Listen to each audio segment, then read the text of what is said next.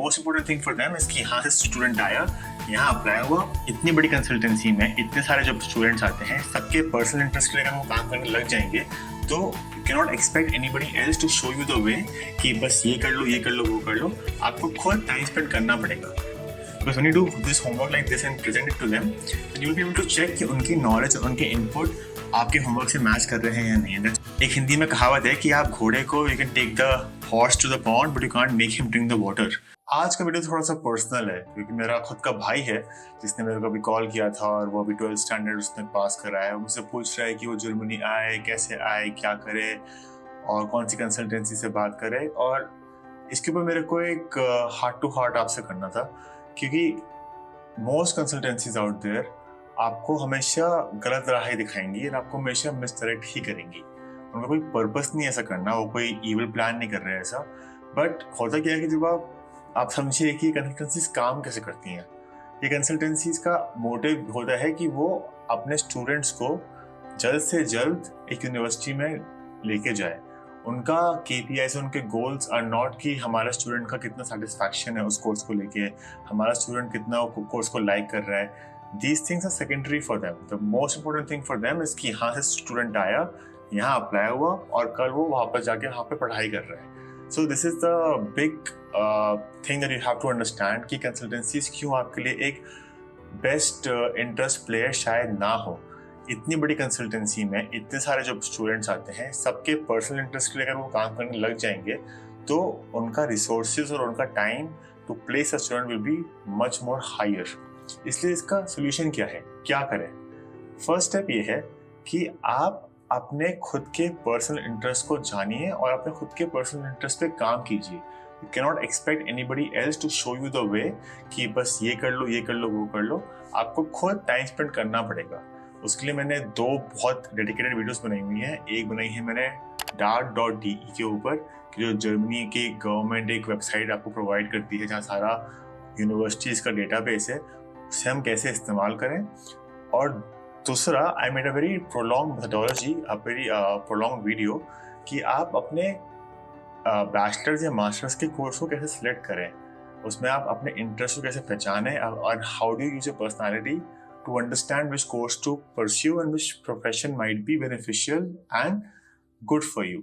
तो वो दोनों वीडियोस के लिंक मैं इस वीडियो पे डिस्क्रिप्शन पे डाल दूंगा। Please check them out and understand कि आपको पहला काम अपने खुद के लिए, एक हिंदी में कहावत है कि आप घोड़े को you can take the horse to the pond but you can't make him drink the water.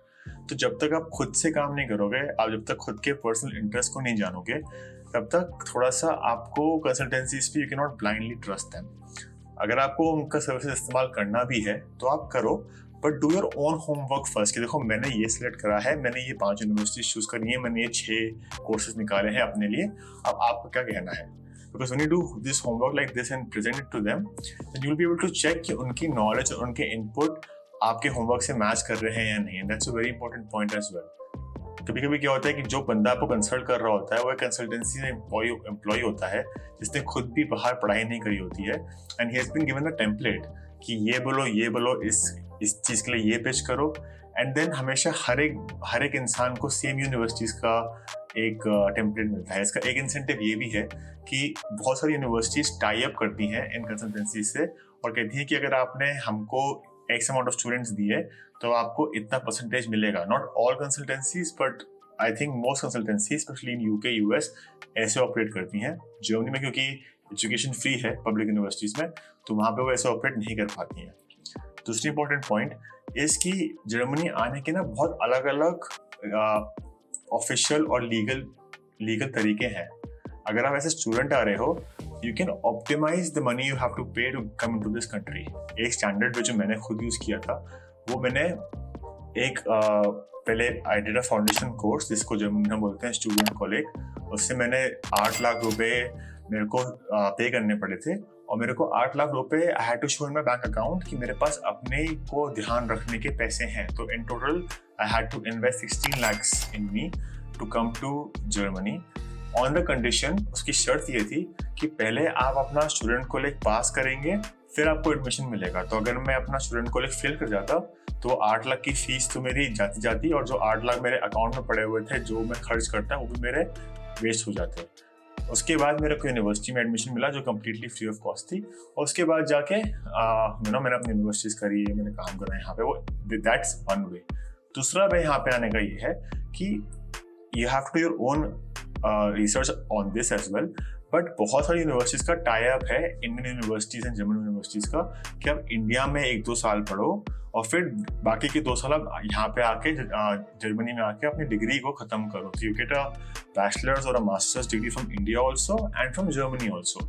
उसमें भी एक लोचा है कि because this universities have this affiliation with German universities, वो इसका एडवांटेज उठा के एक ज़्यादा फीस चार्ज करती हैं आपको। जहाँ यूनिवर्सिटीज़ इंडिया में साल का अराउंड 5 लाख चार्ज करती हैं, this university can charge up to 25 lakhs because they have this affiliation with the German university and they can make your entry to Germany easier.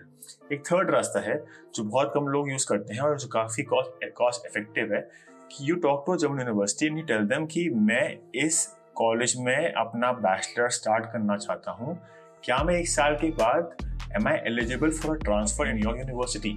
मतलब 1 साल आपने पढ़ाई करी इंडिया में और 1 साल के बाद आपने अप्लाई करा जर्मनी में, कहा कि मैंने 1 साल का अपना इंडिया में कोर्स कर लिया है, मेरे को अब जर्मनी आना है, क्या आप अपने एक्सेप्टेंस क्राइटेरिया में इसको कंसिडर कर सकते हैं? इसके 2 फायदे हैं। पहला फ़ायदा कि जो मेरे को 8 लाख रुपए फीस देनी पड़ी थी अपने स्टूडेंट कॉलेज के लिए, वो आपकी बच गई बिकॉज आप सीधा कॉलेज में जा रहे हो।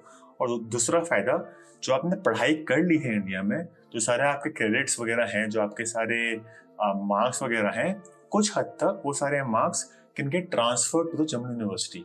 इसका मतलब है कि आप जब अपनी पढ़ाई स्टार्ट करते हो जर्मनी में, तो not only do you save money but you start with some modules and some lectures and some credits already acquired by you. So you have a slight head start as compared to somebody else जो सीधा अपने foundation course करता है और फिर अपनी university start करता है। तो प्लीज़, ऑनलाइन टूल्स हैं, मेरा चैनल है, I am trying to create content which helps you thrive and not survive. तो do your own research, like, share and subscribe, and if this was helpful, let me know in the comments below if you agree or disagree with me, and be cautious of consultancies. Good luck, and I'll see you next time.